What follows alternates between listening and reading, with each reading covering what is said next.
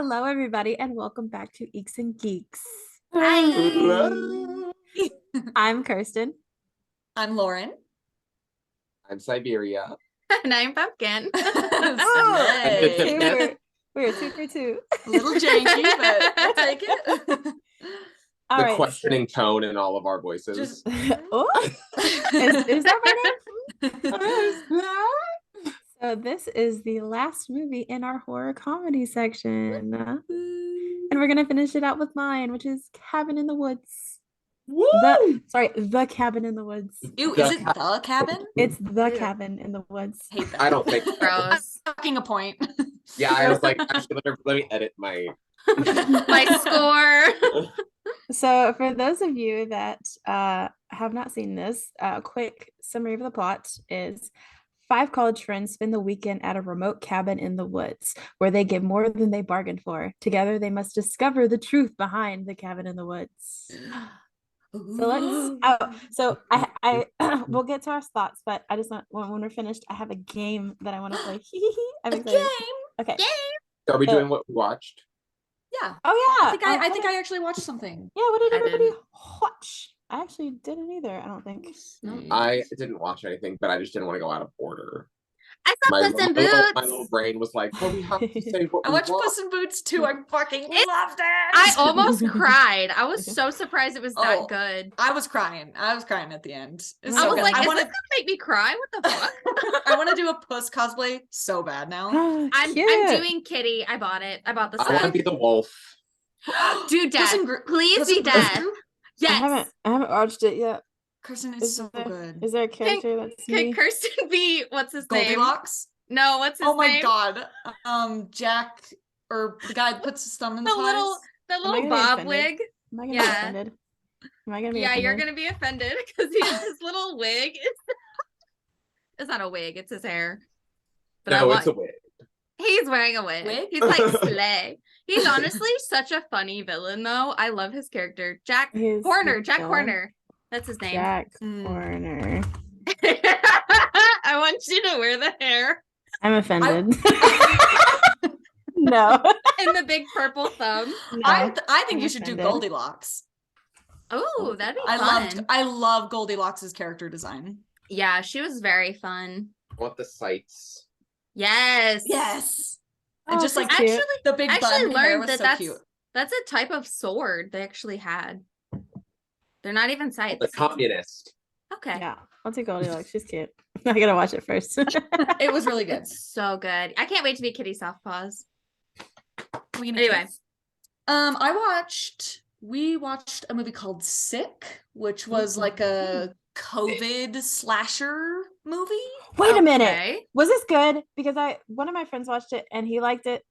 And I thought it was okay. like, okay. It wasn't Yeah. like, it didn't blow my socks off by any means, but it was like, okay. The socks are All still right. on. The socks Yeah. are on. It was like, it was just like very, at bare minimum, like passable for a slasher movie. It Okay. was- Also, was- if you're gonna make a COVID movie this soon after, it better be fucking good.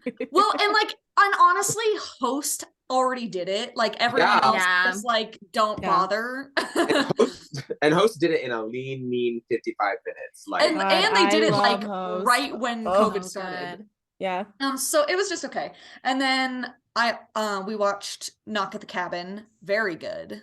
Oh yeah. Okay, you watched it. Okay, I've yeah. heard of that. Okay, we'll have to talk about it later, me and you. Yeah, because- Kirsten watched it last week. Yeah, so I watched we it last week. Not. Oh, is Um, that one that just came out? Yeah, Yeah. it's the new M. Night Okay. Shyamalan. yeah. Oh, okay. I need to see that. Very It odd. made me cry. It's gay. Really? It's Oh, for it's Yeah. gay. a gay couple who's getting tortured. Slay. Yes. It I- was really good though. I enjoyed it. Okay, good. I love Dave Bautista after that. Oh, I mean, I always loved him, Dave but Bautista's gay. No, he's torturing the gay. well, Slay. just Maybe well, you should watch yeah, it. maybe you should watch it. Okay, maybe I'm just doing the context I have from the trailer. Yeah. Yeah. Is Dave Bautista gay? He's not gay. No, he's not. I gay. mean, I guess it's never clarified. So. yeah, it's not really. Yeah. I also watched a movie called Happening, but it was Oh. actually I'll call it horror in the sense that it was not a horror movie, but it was like real world horrific.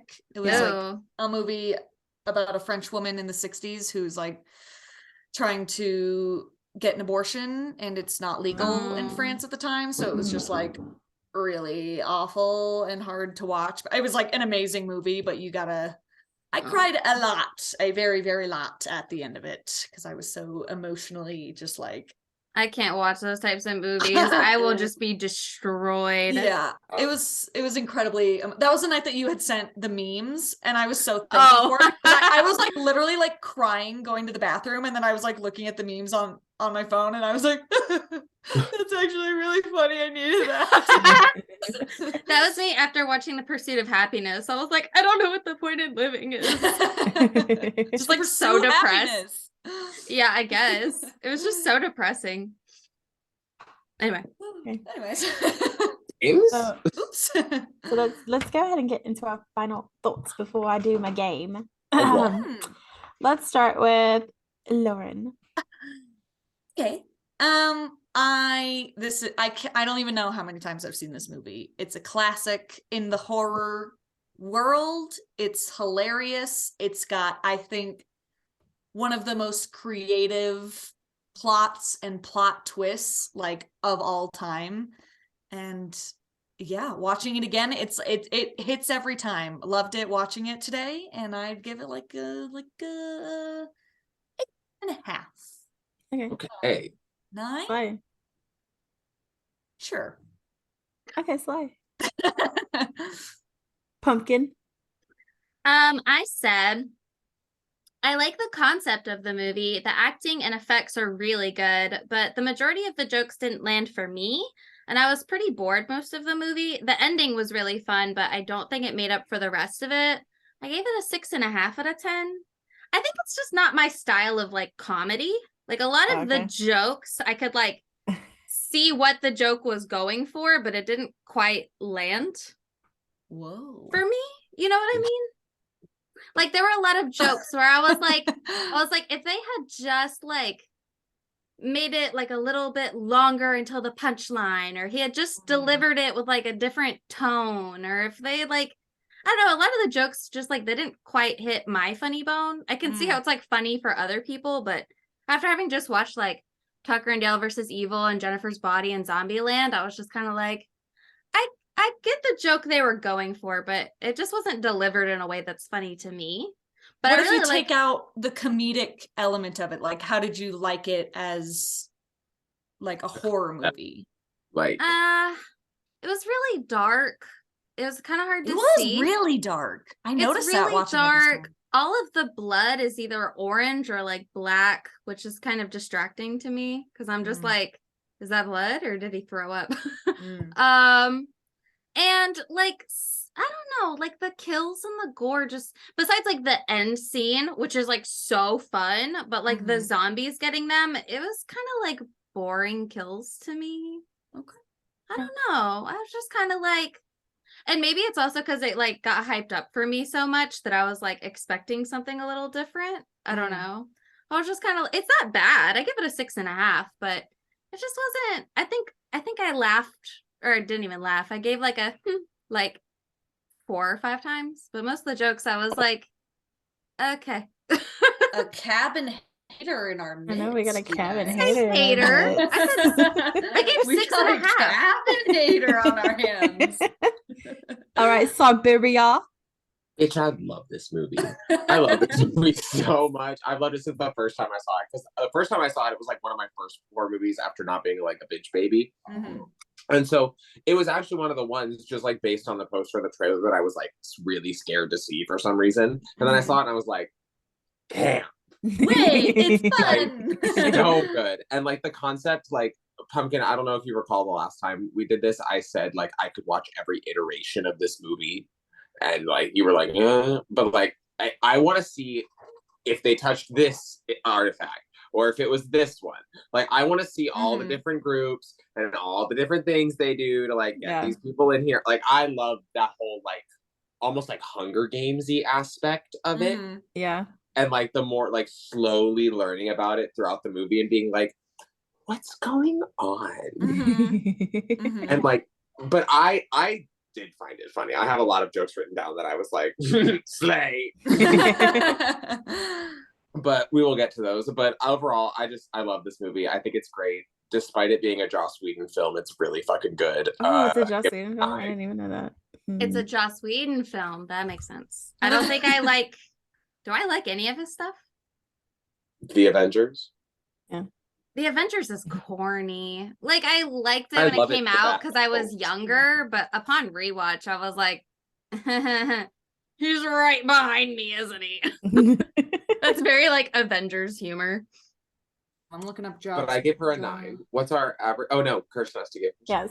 Oh, yeah. So I love this movie. I think it's a fun, also like if you're not into horror, it's a good like introduction into it because my roommate she loves this film. Like we've watched it a couple of times together and she like gets scared at horror films.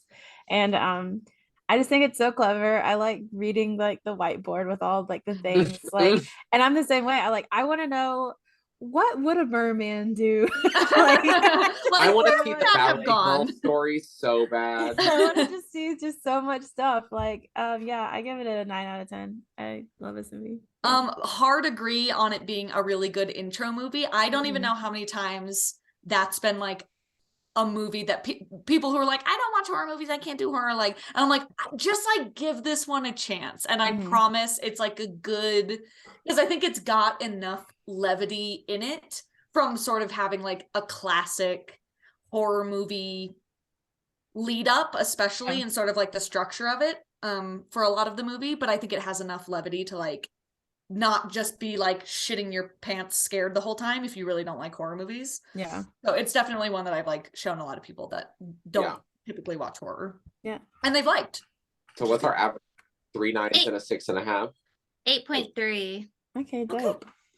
Which is higher than the Rotten Tomatoes audience score. Not as high as critics though. Critics gave it like a what, 90 or something? Yeah, critics had it really high. That's because it's different. Critics love a movie that's different. They do like the difference. Yeah. All right, so I don't have any fun facts, but I have a fun game that I want to play. Game. So I said this before about how much I love like the whiteboard and all the like names on it and stuff. So I've got like 3 sets of questions. I'm going to name 4 like things in each one, and you got to tell me which one is not on that whiteboard. Ooh, okay. Yes. So the first part. And just be like, it'd be like our normal like game that we do. Okay, so the first set. Number 1, giant. Number 2, sexy vampires. Number 3, sexy witches. And number 4, zombies. I want to say it was the first one. Giant. Yeah, giant. You're wrong. Oh, that was on there. Wow. I'm gonna say sexy witches. Wrong. Oh, what? So it's sexy vampires then. Yes, that's right. Okay. Yeah. I was like, I could maybe see that, like a Twilight ass. Yeah. All right. Second set. Number 1, mutants. Number 2, mermaids. Number 3, Hell Lord. And number 4, Kevin. Whatever the first one was. Mutants. No. What? Hell Lord. No. No, because that was definitely a Hellraiser reference. That guy that's like pinhead looking motherfucker. Oh, absolutely. The Saw. It must be Kevin. It's not Kevin. No. It is mermaids.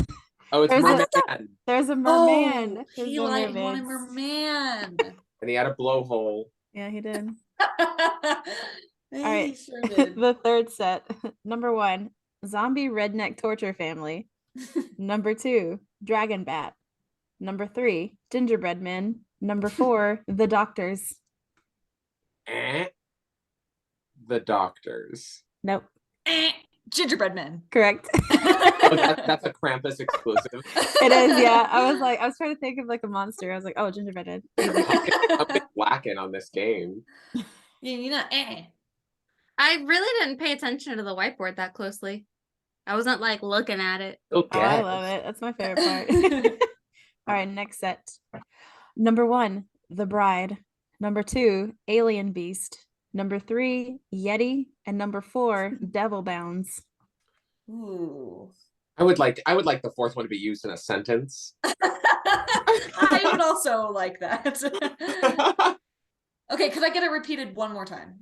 Yes. Number 1, The Bride. Number 2, Alien Beast. Number 3, Yeti. And number 4, Devil Bounds.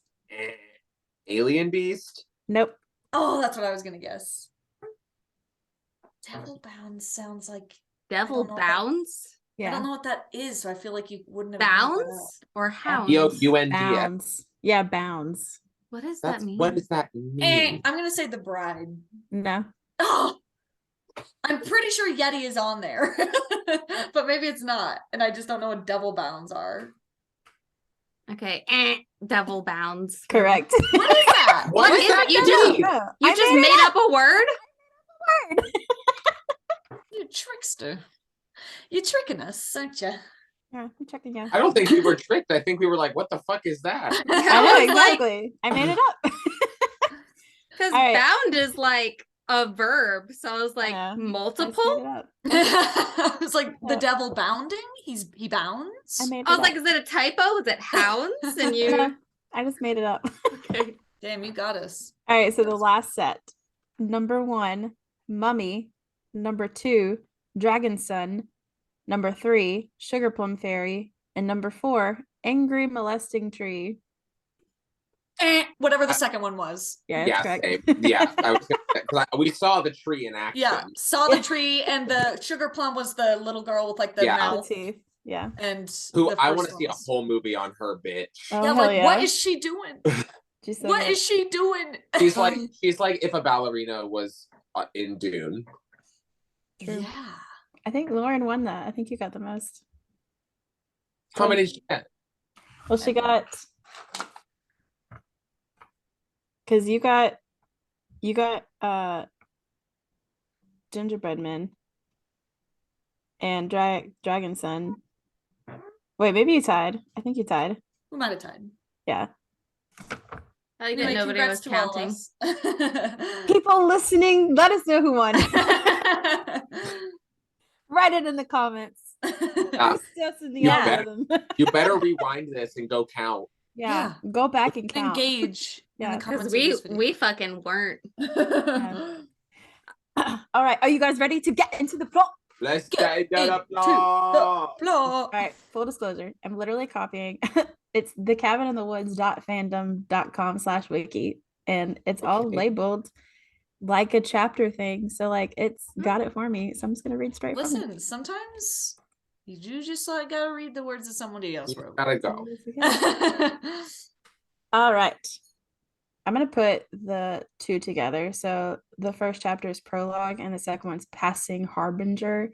I'm just gonna stick those together. All right. Cool. Gary Stetson and Steve Hadley are in the break room getting coffee, talking about Hadley's domestic issue. Wendy Lynn arrives to tell them that Stockholm failed, and now it's just them in Japan who are left to do the job. Stetson and Hadley remain complacent, stating that Japan is number one and has never failed. When they were number two, since they always try so hard, they leave to the control room. Next, as Dana packs for her trip, it like skips over. Next, Dana packs to her trip and she finds a sketch of a professor that she had been seeing. It is implied from her conversation with her friend Jules that Dana had recently dated and slept with her college professor, who later broke up with her via email. Jules's boyfriend, Kurt Vaughn, introduces Dana to Holden McCree, one of Kurt's teammates on the football team. They wait for Marty Mikowski to arrive, and they get into the RV to Kurt's cousin cabin in the woods. Before they reach the cabin, they pull over at an old gas station where they meet Mordecai.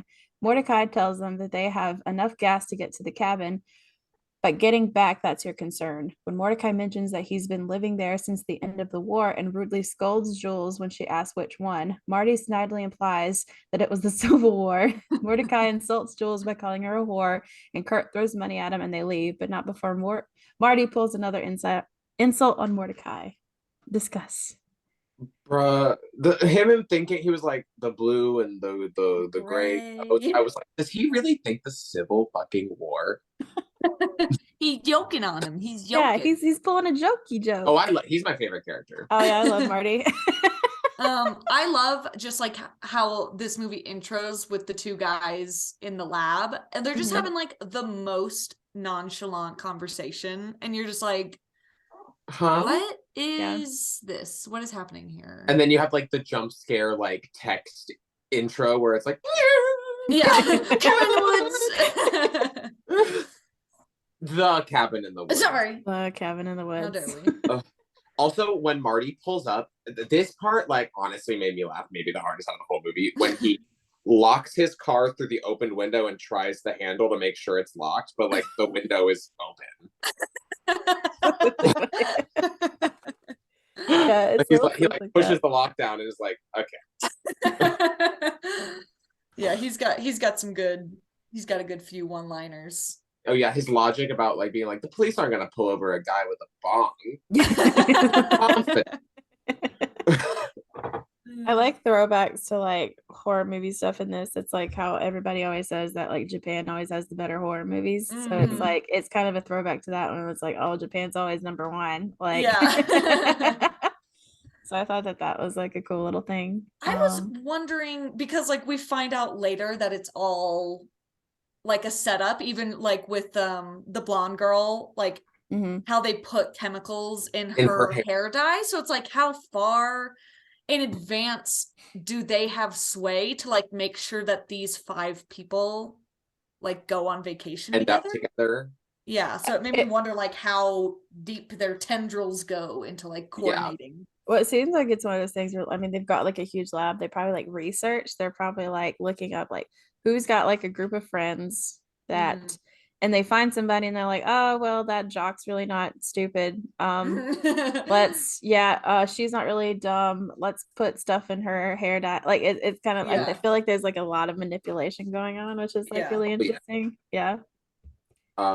And I just love that, like, even though this movie is not a normal horror movie by any means, it's still like, we're gonna stop at the gas station on the way to and we're gonna have the whole gas station stop. It's a creepy ass gas station with a creepy ass man who says some unhinged shit. I didn't realize also that his name is Mordecai, and that makes it funnier.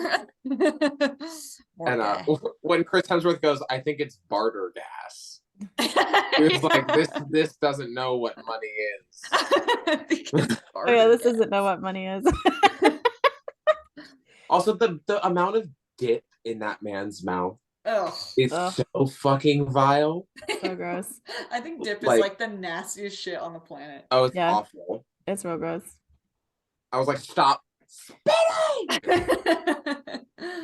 And I like how they like show how like these people aren't like your normal like Kurt, even though he's like a jock, he's a sociology major, like he knows some shit. Like it's and like she's not the virgin, but she's played up as the virgin because she's it's like they take, like I said, it's almost like a homage to like horror films in general.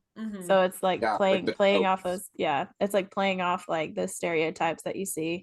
Well, I have a note later on when they're all acting like very stereotypical, when they're like been in the cabin long, where I'm like, this Scooby-Doo ass gang right now. Like, they are Scooby-Doo gang. Also, I know we touched on it in the last episode, but like Chris Hemsworth just being in this movie. Yeah. He's just there. Free Avenger. Yeah. Like he's good too. He really like is almost better than I remembered him being. It's like, oh yeah, he's I also think that Jesse Williams takes the cake for the hottest guy in the movie, though. Jesse Williams is so cute. So what else is he in? Because he looks Grey's Anatomy. Yeah, he's in Grey's Anatomy, but he's also, I play this game called Detroit Become Human, and he's like a character in that. Okay. So like now that's all I can see him in is Detroit Become Human. Yeah, he was very hot. I thought he looked familiar. And then, but also, how did he become so not hot with those glasses on? First of all, you get his name out of your mouth with the glasses slander. I thought he was cute with glasses. He's cute. No. I think I put down on this one. Fine. There's nothing wrong with glasses. No. Do not get it twisted. I love glasses. I think they're sexy. Those robotic ass glasses, absolutely not. Wow. So you hate blind people, or? Yeah. I mean, yeah. Oh my god. Next section, entering the cabin. The group drives through an enclosed mountain tunnel that serves as the only entrance and exit to the woods surrounding the cabin. Once they enter the tunnel, a hawk is seen, unbeknownst to the group, guiding across the way that separates the two tunnel openings. As the camera follows the hawk, it collides with what appears to be an invisible electric field. The hawk tumbles down, seemingly to the bottom, out of sight before the group emerges from the tunnel and they continue. The group finds the cabin and begins to unpack in separate rooms. In Holden's room, he removes a disturbing painting to find a one-way mirror into Dana's room. After he tells Dana, they decide to switch rooms and the group prepares to begin their summer vacation. Good for him for, even though he debated it, he was a good person. And he was like, no, I can't. It was like cute for a second because he's looking at her like, just like, I don't know, the look on his face is just like, oh, she's so pretty. And then she starts unbuttoning her shirt. And he's like, what? Oh, no. Abort. It's like you could see like the wheels turning because he's like, she's changing. Yeah. She's changing. No, I can't look. Well, but I also like how he immediately walked in and he was like, I know that's a two-way mirror. I'm going to strip butt ass naked right in front of it.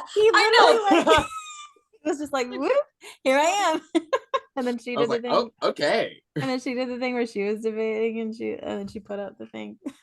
Yeah, I do love, I know we said it already, but the Hunger Games ass like force field. Oh yeah. It's really good because that's like one of those things where you're like, wait, what?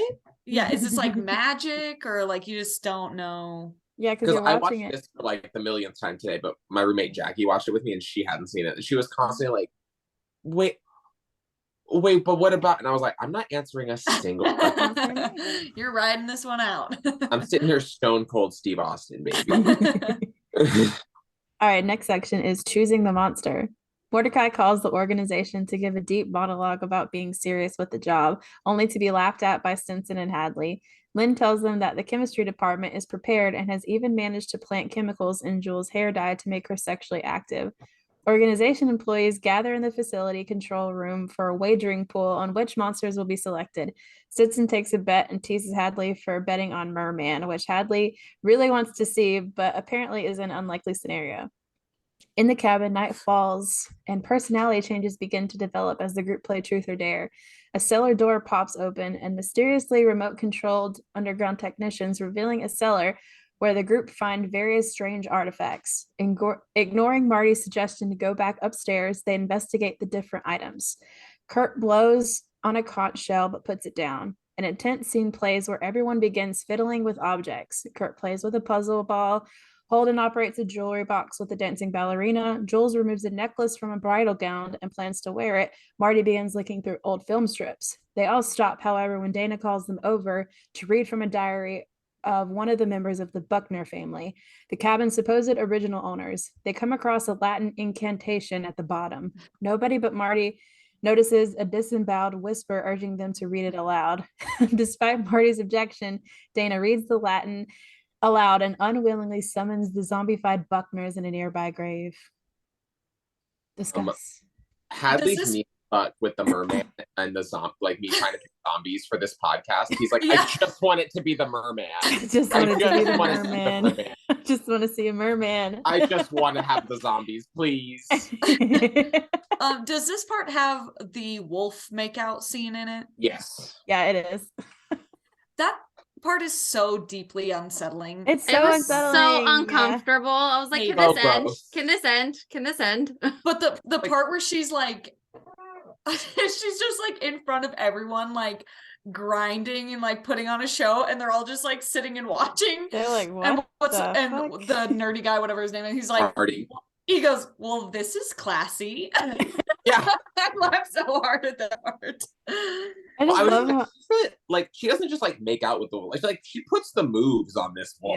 Yeah. Like, that's the one part of this that I'm just like, oh god, it's so gross. I have a note that says straight people really are the weird ones. Yeah, for real. Because like it's funny at first because she does the oh you me haha, and I thought she would just go up and like kiss, but then she starts like licking it, and you're like, like that girl had to actually do that. Yeah. Like, yeah, I was like, there's not enough money, Joss Whedon. I'm so sorry. I'm not. No, if any of you did that in a movie, I would never let you live it down. I want you to know that. Like, you'd be like, oh, you see, is that a wolf over there? Do you need to go? Do you need to go? Do you need to get a room? The scene where they have Mordecai on speakerphone and he's trying to give his like little villain monologue and they're all just like fucking laughing at him. I even checked, it's 21 minutes into the movie and that's the first time I laughed. That one was so funny. I think all of the scenes like within the company and those offices, I feel like those are way funnier than a lot of the stuff that's happening in the cabin to me. Oh yeah, they're so funny. I love when that one guy, he like wants to place his bet and he's like, oh, maintenance already placed his bet. And he's like, I don't know. What do you think I should do? And he goes, more than anything, I want this moment to end. No, I love every time they pan back to those members because they're so funny. And because also on the first watch, you're like, what are they doing? Like, literally, what are they doing? But this is the part also where you're like, because that's like my favorite part is pausing it. Because at first, like when I first watched it, it was like in the theater, so obviously you don't. And then when you go back, I was like, I just want to pause and read this. And I swear to God, I could not stop crying, laughing at just seeing Kevin written on the board. I was just like, what is it? I was like, who the fuck is Kevin? Like, what? Which artifact is Kevin? Yeah, your worst nightmare. And also like her reading the diary, and I was like, so killing is making this man horny? Is it because his husband's bulge. His husband's bulge. I like in that scene, I can never remember Chris Hemsworth's character's name. It's Kurt. Kurt. I was both Kurt and Marty because Kurt's like, no, keep reading it. Marty's like, please stop. And I was like, in a horror movie, I would be both. I'd be like, stop. What does it say next? But wait, what does it say? I agree. That would be me too. It's one of those things. It's like we shouldn't be reading this, but at the same time, this is really interesting. You stop reading it. I'm going to read it quietly and not out loud, so it won't curse us. Does this section have the swimming part in it? Probably. Yeah. Well, it was later up, but yeah. There was nothing that dated this movie more than the men's swimwear.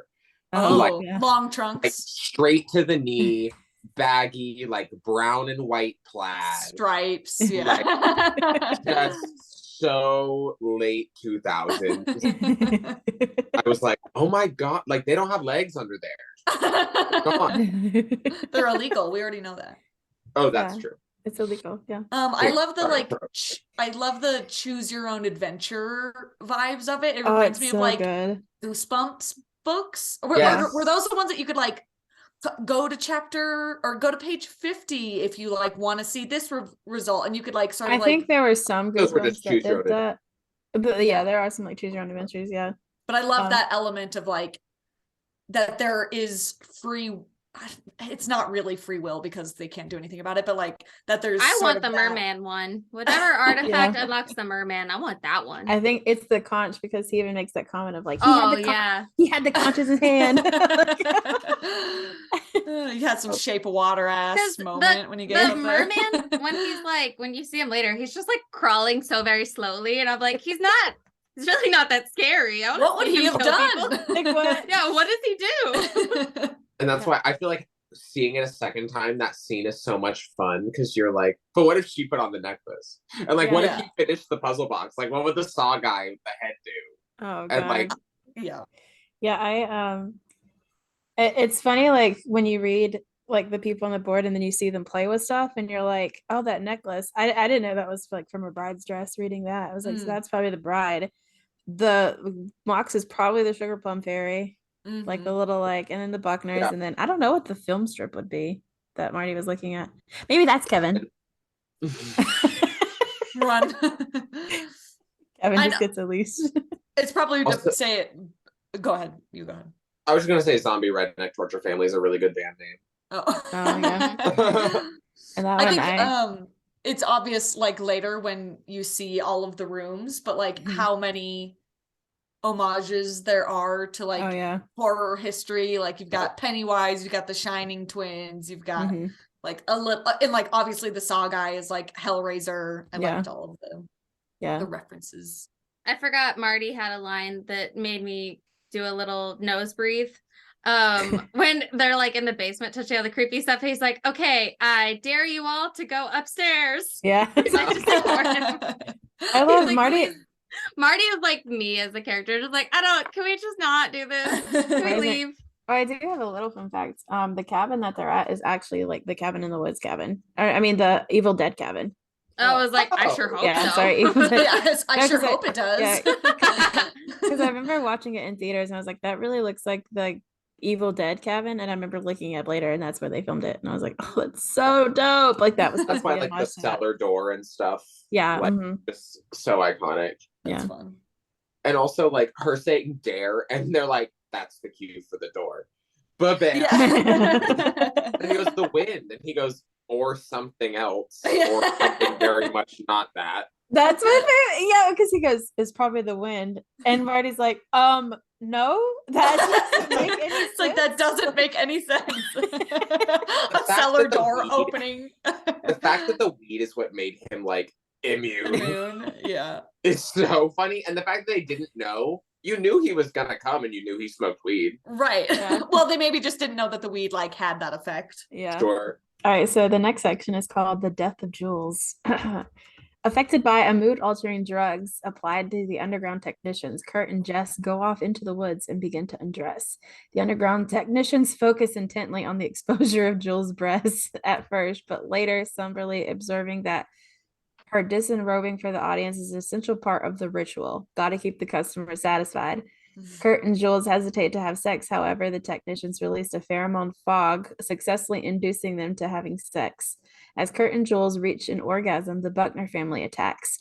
They stab Jules' hand and wound Kurt in the shoulder. They hold Kurt to make him watch as Mother Buckner cuts Jules' throat and eventually beheads her with a rusty saw.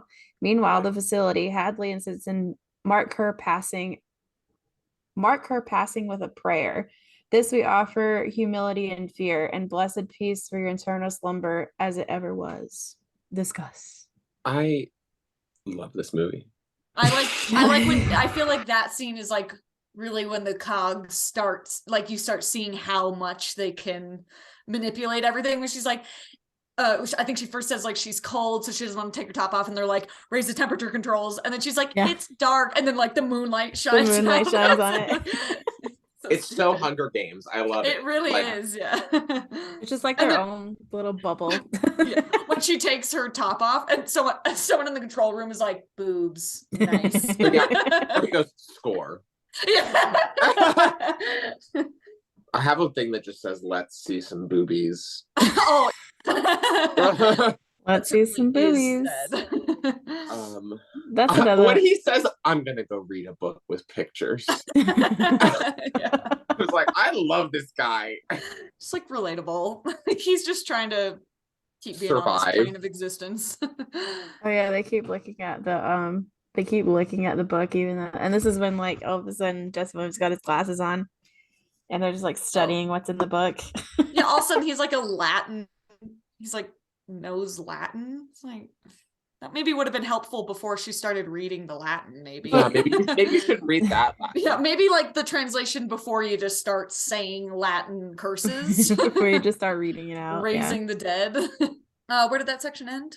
Yeah, it just ended pretty much after Jules died. Okay. And they did the whole like Jules. And the like blood goes down. Oh yeah, the big yeah. Mm-hmm. Mm-hmm. Like she's the first one. Bah. Yeah, and that's another one of those scenes where it's like, what is that? What is happening? You're like, what the fuck is that? Yeah, like clearly her blood like supplied something, but you're like, what the fuck? Is it not just these guys like fucking with them? Now it's like a blood sacrifice? Like, what is happening? And I like the use of the term like the customer. Like that's very vague. Yeah, because it almost makes it seem like it's like a hostile type of situation, like someone is like the Squid Game. Yeah, like someone is like paying these guys to like put on a show of like fucking with people, and then so the fact that it's like, oh no, it's actually just like the underworld gods that will kill everyone on the planet if you don't sacrifice a virgin. And you know what? They do. Yeah. It's just like question: is there an alternate ending to this movie? I feel like I heard that there is. Because I feel like I've seen one before where she kills him. Oh, I have not seen that. And so I was like, and I don't know if I've been Mandela effect on that. But Yeah, I was like, I was so sure that that's how it ended, and then we just watched the ending, and I was like, I don't feel like I've ever seen this ending before. So that was weird. Weird. Yeah. Yeah, I that's the one I saw, but I just Googled it and apparently there are two endings. Okay. Correct. I'm not So crazy. maybe you did see one. I'm not I mean, you're crazy. definitely crazy, but True. But not in this situation. All right. This one's called Splitting Up and Discovering the Fourth Wall. The underground technicians pull a lever operating a complex machine that pours sacrificial blood into the grooves of stone carving. Marty is in his room smoking pot, reading a picture book. He hears a mysterious whispering, suggesting he go for a walk. He is disoriented and cries out, "You think I'm a puppet, huh? I'm the boss of my own brain, so give it up." However, he ends up going for a walk. Just outside the cabin, Marty unzips and begins to reveal himself while Patience Buckner stalks behind him in the background. Suddenly, Kurt grabs Marty and urges him back into the house, where Kurt tells the group that Jules died. Matthew Buckner appears in the doorway and tosses Jules' severed head into the room. They push him out and bar the door. Kurt outlines a desperate plan for everybody to work together, sealing the house against intruders, the kind of practical things that horror movie audiences would urge the on-screen victims to do. Underground, Stinson releases a gas into the cabin that disorients the group. Kurt and Holden now agree that it would be best for everybody to split up. We can cover more ground that way. Only Marty is reluctant. Buckners begin to attack the house, and everybody goes to their own room, where the technicians lock them in. Reaching to the closed window, Marty knocks over a lamp and breaks it, and discovers a spy camera was hidden in the lamp and locates the signal feed embedded in the wall. He pauses for a moment and exclaims that he's on a reality TV show. Realizing that they are on the verge of being discovered, the technicians prepare to gas Marty, but Judah Buckner attacks and pulls Marty out through the window. Marty puts up a spirited fight, but Buckner stabs him with a trowel and drags him away off screen. Blood splatters and sickening squish and troll striking flesh. As Stinson and Hadley pull the lever to pour the blood onto the stone carving, a brief but heavy earthquake shakes the area, confusing the kids and surprising the facility workers below. Discuss. I think now I'm realizing that the earthquake was the ancient ones being like, he's not dead. What the fuck? Why are you pouring the blood down here? Yeah. Oh, yeah, that could be true. I realized that too as soon as it happened. Like after watching it, I'm like, that's why, because Marty's not dead. Matthew Buckner, my weapon of choice is gonna be a bear trap on a chain. That is that an shit's iconic. fucking insane. He just like collects them and brings them. Yeah, like if you've got the strength for like the snap and pull, you got the strength. I do. That's another one of those moments that like makes me giggle when they're like, "We gotta stick together," and you're like, "Yeah," because that's the smart thing to do. Yeah. And then as soon as like he goes, "No, wait, this isn't right. We need to split up." Yeah, I agree. And Marty's just like, he goes, "What?" He was like, "Wait, what?" Like, huh? I just like how this whole movie is them not being themselves and Marty being like, "Huh? What is happening to you people?" What is wrong?" You would feel so crazy if just like everyone around you was just making like the dumbest decisions, and you were just like, "Guys, can we think fucking straight? Not? Like what?" Like to say stick together and to be like, actually, no, never mind. You'd be like, huh?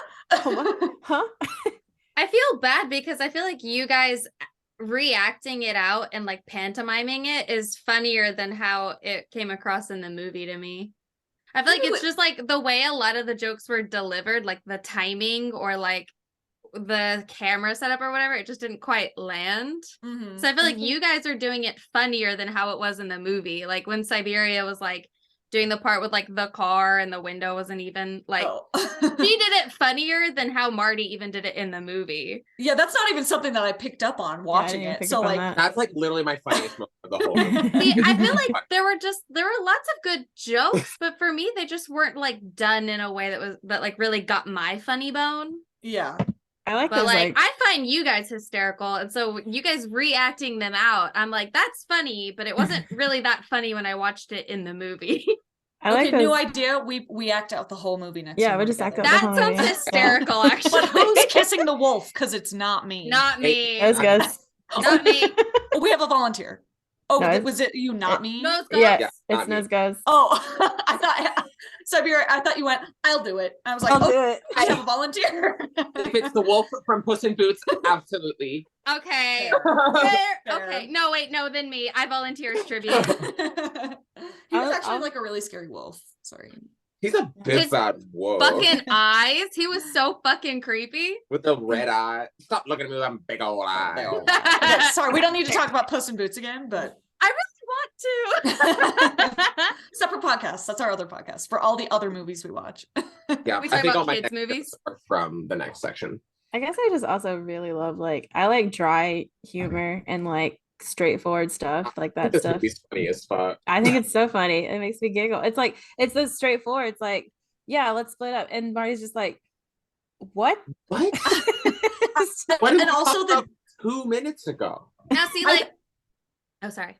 I think the difference, like, because you get a pretty even split of like the teens and like the guys in the bunker or whatever. Yeah. Mhm. And I think seeing their scenes, it's like very clearly a comedy, like Yeah. in all of their scenes, so that when you get the other scenes, it's funny because they're all in a mindset that they're just like in a horror movie, and so it's like it's comedic in the sense that it's just like they just look so fucking stupid and like everything looks so obvious because they don't know they're in a comedy movie.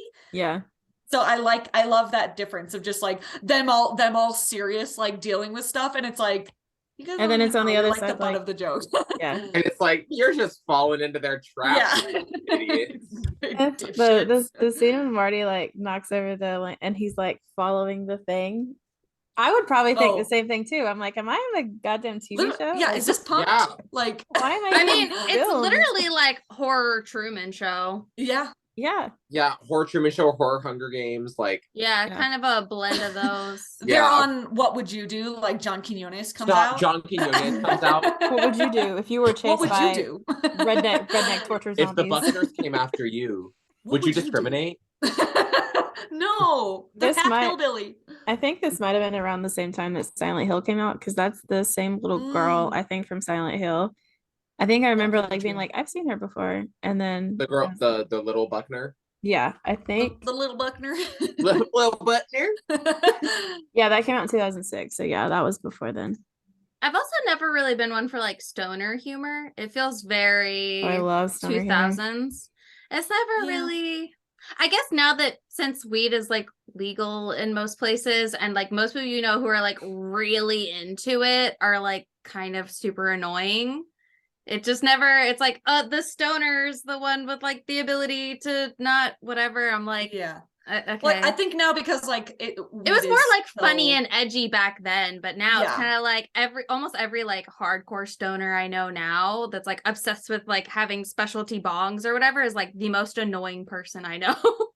Yeah. And I think since weed is so much more normalized now, it's like there isn't really that. I mean, and maybe I just like don't know a lot of people that are like that, but like I feel like that's less of a stereotype now for there to be like a dude that's like makes his whole personality about weed. It's like now it's just like a lot of people smoke weed, so it's not like I do it's wonder not out there to be like that guy that like smokes weed all the time. I do wonder if I had seen this back in it came out 2011. Yeah, 2011. Really? It's 2011. Oh my god. I feel like maybe if I had seen it back then, I probably would have like laughed a lot harder. But it's just like I feel like not all of it like I don't know. It translates totally to like today. And also like so we just watched Tucker and Dale where they did like see it as like we had just watched Tucker and Dale where they did like parodies on like the dumb bimbo and the jock and the nerd and whatever. And I just felt like they did it in like a much funnier way. I don't know. See, I didn't see his character as like the token stoner like comedy. I thought he was a stoner who happened to be really funny. Yeah, and I did too. Yeah. I was seeing him as like a Shaggy like a archetype. I mean, sure, but I just think he did such a good job with the character that I didn't see it as like forced. Marty No, was, he did a I great. just believed every second of it. Yeah. All of the acting was really good. I just felt like the way they chose to parody them didn't like hold up as like funny. I don't know. Because I also felt like Jules being like the bimbo or whatever, she didn't even really act like a dumb bimbo. She just got horny. And I was like, well, that was because her whole thing was like to be the whore. I know, but she never like really, I don't know. I just felt like the parodies for me didn't translate as like once I finally got what was happening, like they explained like we had to turn them into those archetypes for them to be the sacrifice. I was like, okay, that wasn't really like clear to me. I didn't see a big personality change. As somebody who like watched like slashers growing up, they're pretty realistic to how, because I mean, I also like don't like slashers, so maybe that's not like so I'm not that horror, familiar. Yeah, the horror character isn't a whore. Like they just sleep. Like that's literally the rule book. I sound like Randy from Scream. You gotta follow the rules. You can't have sex because if you have sex, you die. because the person that has sex dies. And not wrong. I've also always hated that trope in horror movies, like the teen couple that sneaks away to have sex dies first or whatever. I'm like, boring. I don't know. That's why I'm bored of it. That because that's literally like all those like 80s films. Like the first people have sex. Like it's like in Nightmare on Elm Street. They have sex and they die. And it's just like, Friday the 13th. You have sex, you die. Like how dare you have sex? How you will get pregnant and you will die. And you will die. I think I can agree that like some of this middle plot maybe just takes a smidge too long, especially knowing like how I think obviously the last part of this movie is just like iconic, perfect. It's so good. So maybe it's more the weight for that because I know how good the end is that it's like there's maybe I would say like not maybe less than like 10 minutes that could have maybe been chopped just to but I don't think I noticed that the first time I watched it. No, I didn't either. I didn't either. I think it's like I said, I think it's just now because like I just want to get to the end because it's so fun. So there was like a few minutes where I was like, oh, there's like a few minutes here and there that are like because the whole movie I'm just waiting for the big elevator opening scene. I love that scene so much. I kept thinking that the whole time. I was like, I just want that scene. I just want to go back to that.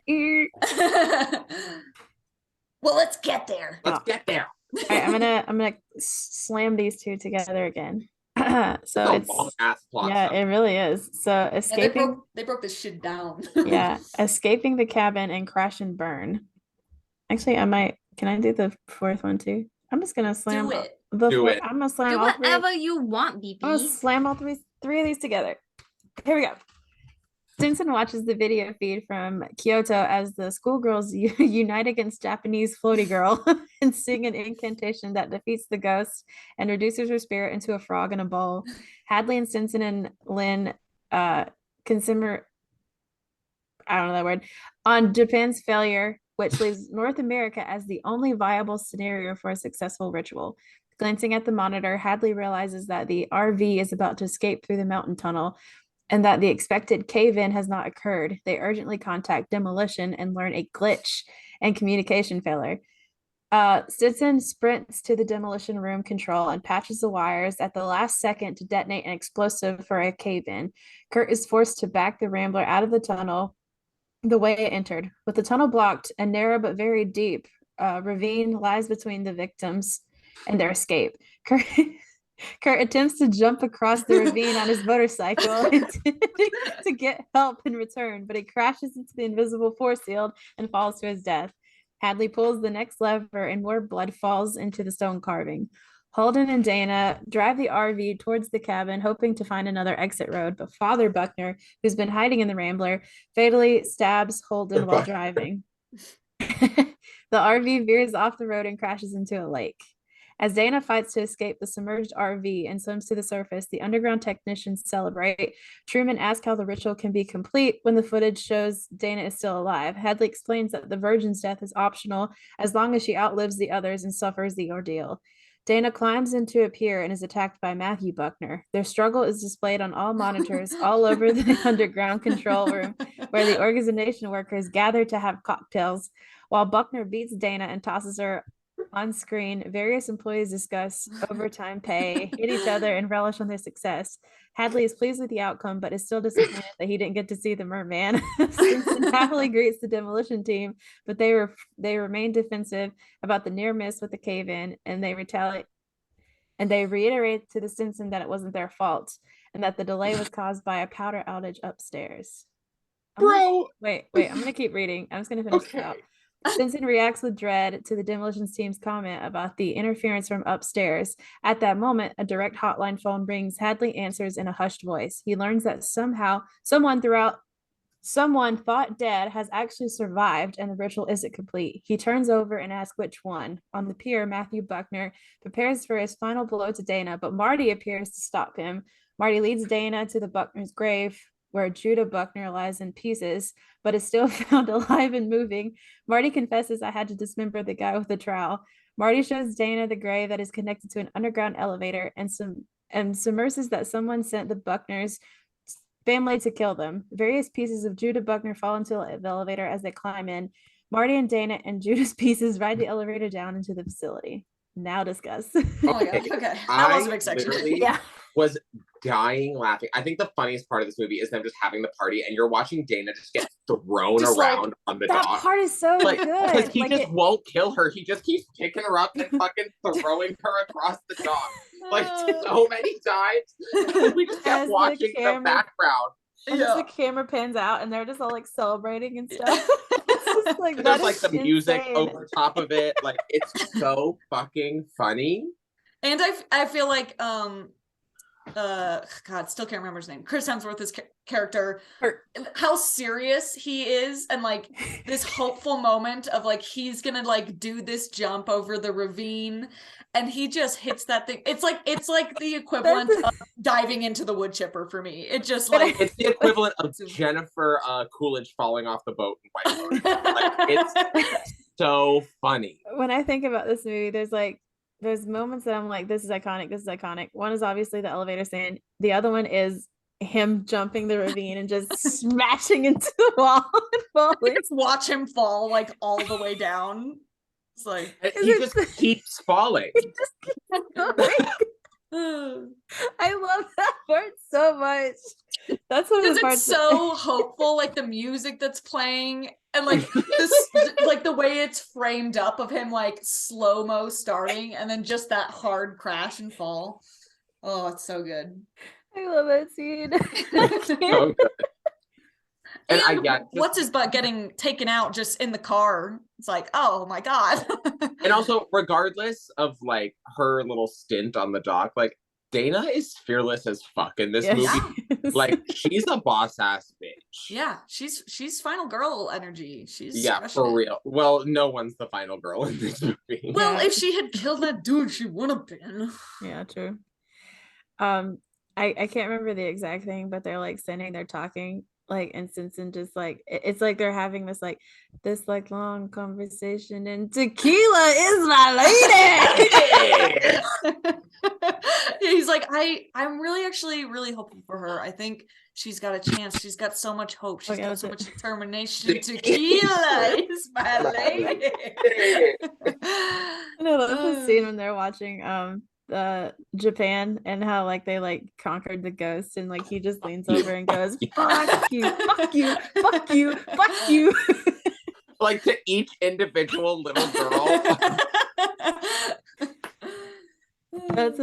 Watching that, I was like, that's a movie that I've probably seen.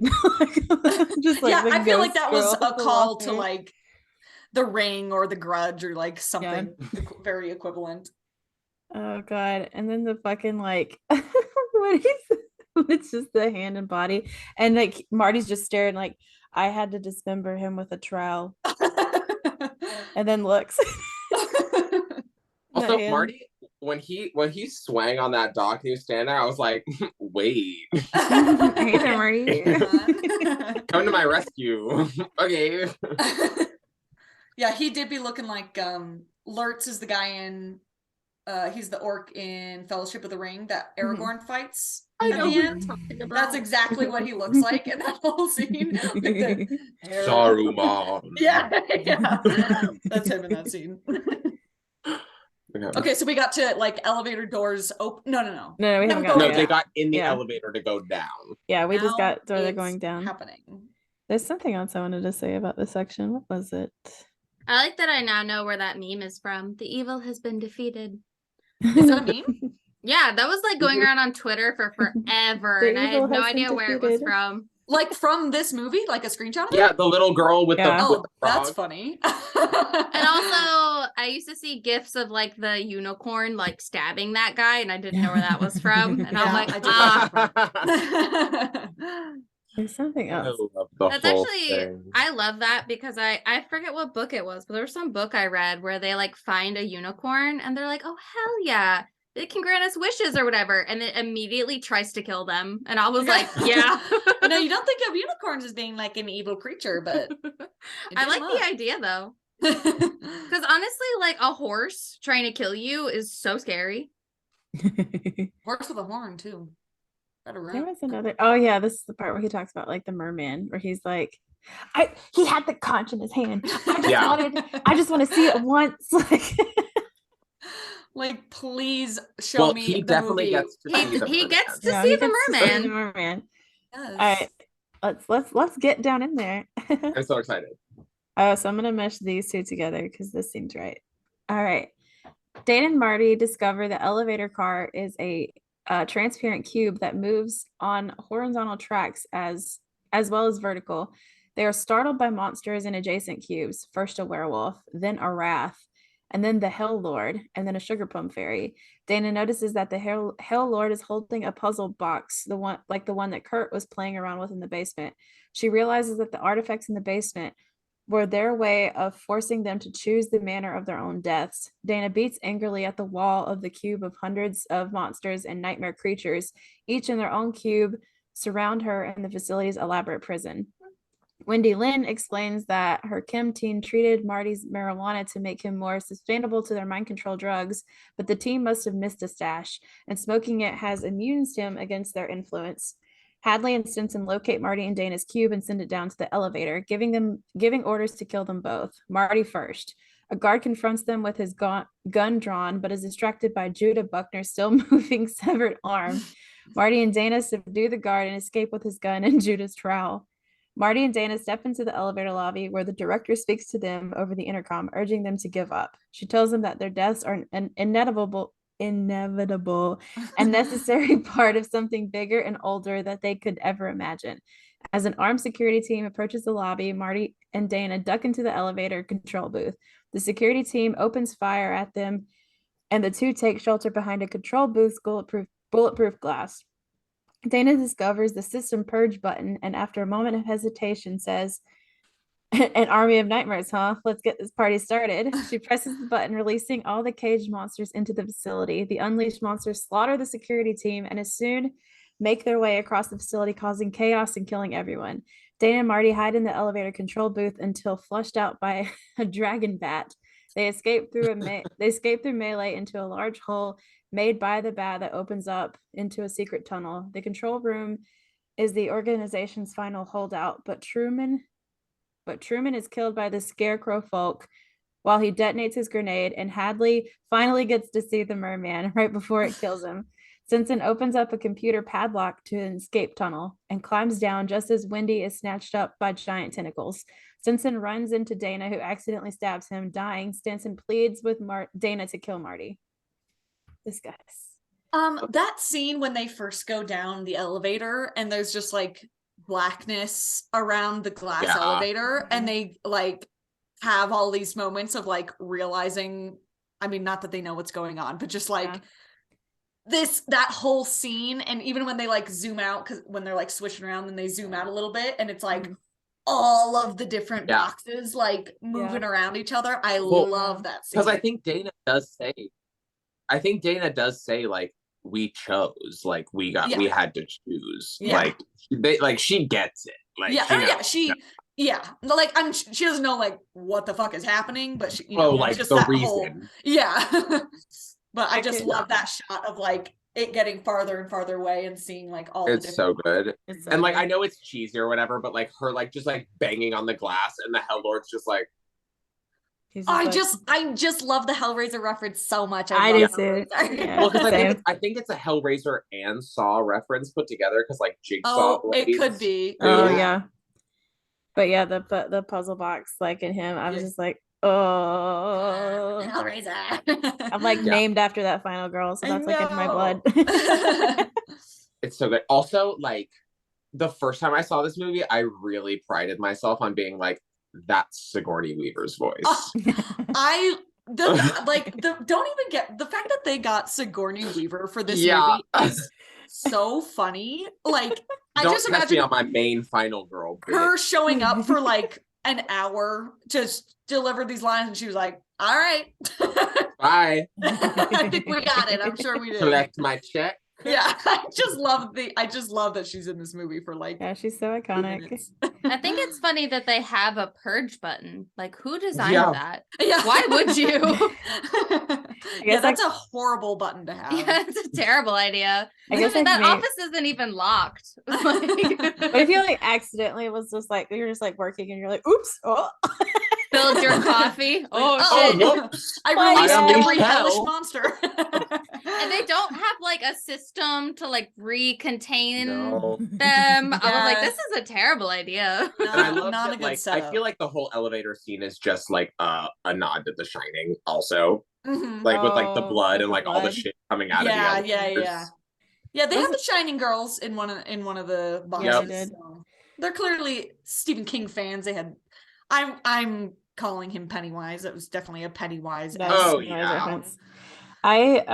So I talked about like how I love like the Dead Meat podcast, but they have like a thing called Kill Count where he'll watch movies and like count the kills. And I remember watching this and I'm like, how the fuck is James gonna count this one? And literally when he gets to this part, he's like, I'm just gonna be honest, I tried my very best to count these. He's like, these are probably not accurate, but here we go.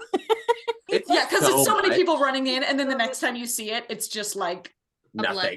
Yeah, nothing's in there. You're like, it's soup now.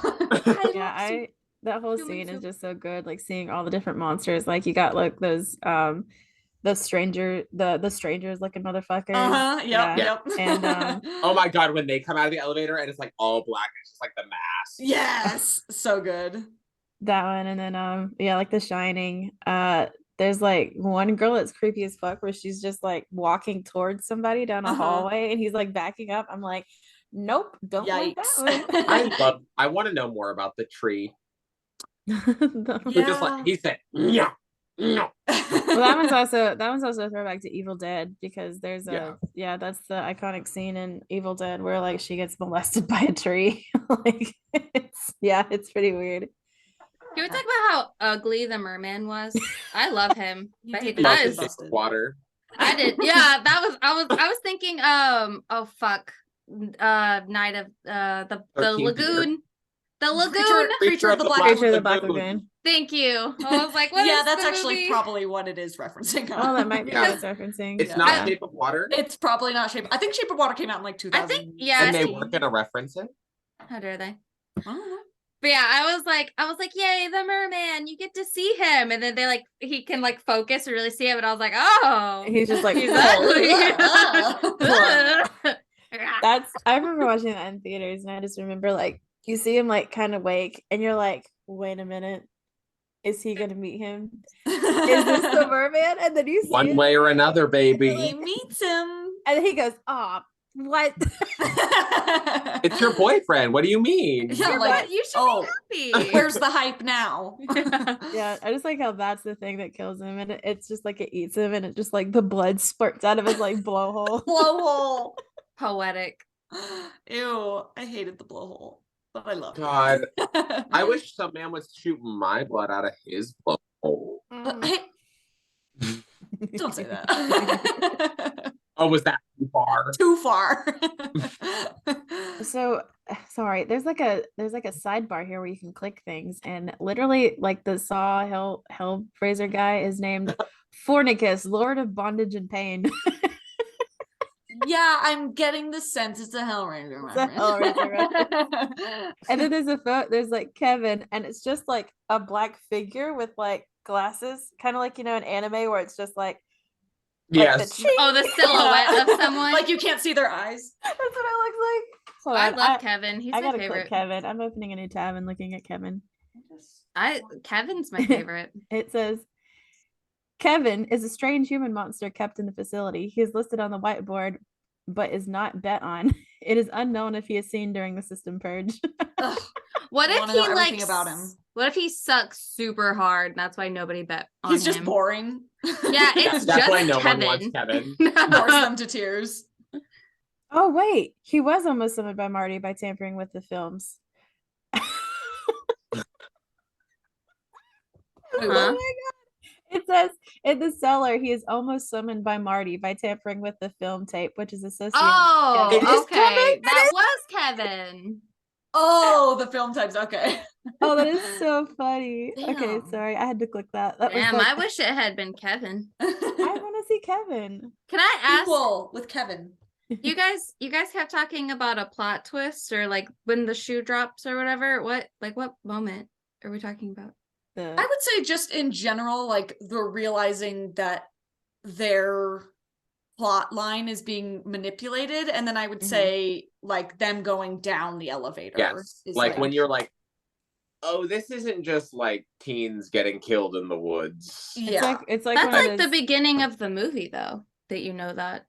Yeah, but you But, don't know like, the extent. when they go of, down, like, it's like all they've seen thus far is like the zombies. So I think that realization of like, oh, it was like could have been a million different You things. know that like in the beginning when they're voting on the stuff on the whiteboard that there's a bunch of different options. I guess that's true. I was just thinking about it. I just think like I was the kind of visuals. the whole movie I was like, okay, plot twist. And then there wasn't one and I was like, Yeah, I guess it's not as much of a plot twist as It's more like a visuals. It's like It's it just becomes clever. Yeah, it's like it Yeah. becomes a completely I different guess movie. it's more just like a reveal, but Yeah. yeah. we like knew the whole time that like they were being manipulated and that there were multiple monsters that could come get them. So I didn't But really. you didn't know why though. Yeah. Yeah. It's I like it think the becomes why of it is yeah. all It's like it really- becomes Oh, like yeah. Sigourney Weaver's little like monologue. Mhm. Yeah. was- It's like it becomes like a a completely reveal. different movie because you start off with this like it's a stereotypical like zombie slasher type like film, and then all of a sudden it's like, oh God, where are we? It's like one of those like it like flips itself. Yeah. Okay, I was just less of confused. a reveal, more of just like a Okay, I don't know. I was just love waiting for the other elevator shoe scene. to drop, and I was like, guys, what were we talking about? Where? Yeah, I do. I like that elevator reveal too. Oh, it's so good. Do you That just have whole. the oh sorry, go ahead. Oh, sorry. I was gonna say I was kind of like a little bit bored for most of it until like that elevator scene and like all of the monsters coming out. It got so fun. I love like just a bloodbath. It gets like so absurd at the end. So like- absurd. There's It's like just a fucking ghost and shit. Yeah. You're like, I what? love the It's like, ghost. Yeah, I love the ghost too. like I jump want to scare see when they're his in the movie queue. because like how do you kill someone? Yeah. You're a Ghost. ghost. What are I like? I Ghost love can cause the mischief. Yeah, I love the that's cute my little stuff. bat thing that comes into the office with That them. The dragon Yeah. bat. The dragon, Dragon bat. Dragon I bat. love him. He's so cute. I want one.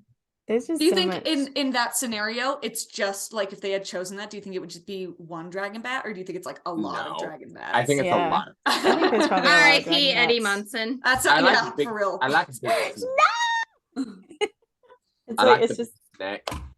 the what? The big snake. Oh, the snake. Oh, yeah, the I big- do like the the big old snake. That made me snake. think of Harry Potter. Arbok. Arbok.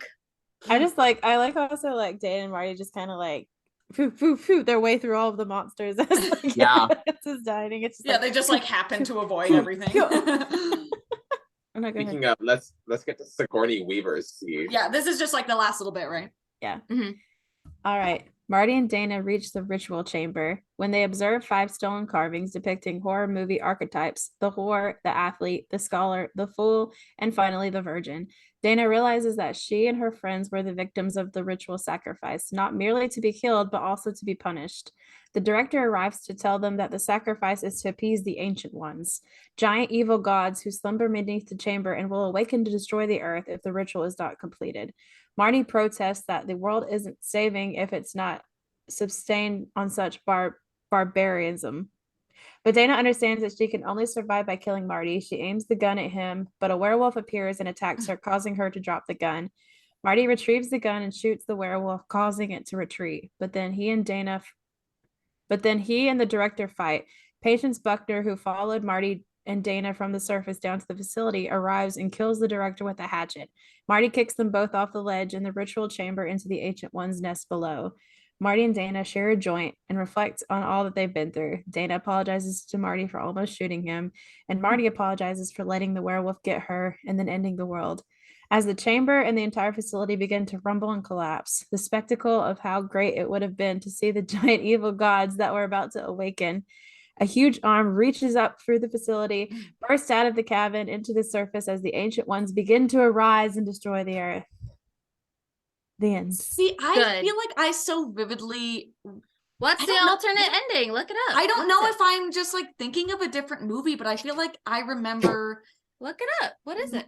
I feel like I tried to look it up and I didn't see anything, but it was like I feel like I remember Marty says something like she doesn't shoot him and then it's just them two, and then he says something like kind of shitty to her, and like I think, and then she kills him, and then I'm like pretty sure I've seen that, but and maybe I'm crazy and I just made it up. But maybe I'm just only like know the one. I only know the ending where the world ends. Yeah, I don't know. And I looked up like, does Cabin in the Woods have an alternate ending? And I saw maybe a few things that were like, maybe yes. Maybe, but it didn't sound like very confident answer. Yeah, there's like a Reddit post where somebody said, I tried to look up Cabin in the Woods alternate ending, and this is the post that it gave me, and it's like not talking about anything. It's just like somebody said, did I see? Yeah, it says, did I see a different cut of Cabin in the Woods than most other people? Yeah, I'm reading that Reddit thread right now. It's really weird. People are saying that they saw a cut where none of the whole like people who are pulling the strings in the offices, whatever, like none of that was shown until the end. Oh. As like a reveal. Yeah, there's people that are like, I didn't see any of this, like da, da, da, da, da. And I'm like, maybe you are being Mandela. Maybe there's like a secret other one. Are there multiple cuts? I mean, I very distinctly, like, just watching it, I was like, oh, and I was like, that's not the ending I remember. And Joe was like, oh, that's the ending that I've seen.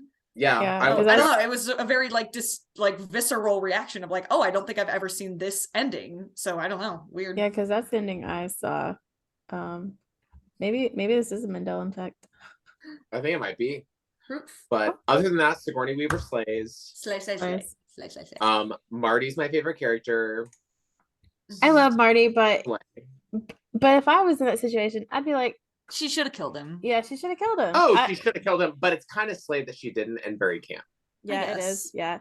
But like I understand, but like in a real world scenario, I'd be like, okay, kill me because I'm gonna die anyways. I might as well like save the rest of the world. That's the thing. Like if I'm gonna die, I guess just do it. Yeah, and they're like loose acquaintances. Make sure you shoot me in the head. This isn't like an Ellie and Joel situation where they're like.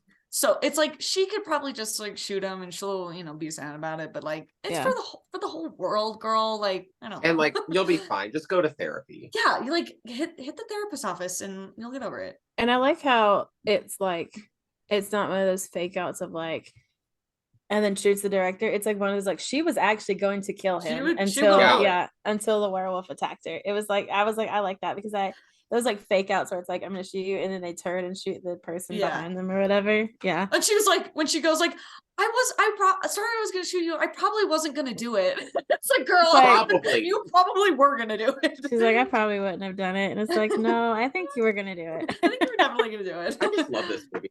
I really do love this movie. I do too. Yeah, it's so a good one. Yeah. All right. I have like a little like this little place in my heart right here, for this movie. That's where it's at. It's a Cabin in the Woods. Okay, well, I think not to like rush us through the end here, but I know we have a very special next. We do have a very special next section. So I feel like we should like get cooking with that because I just want to know. So we did a little poll, and the poll since the beginning of time of this podcast, every single time this poll, I want.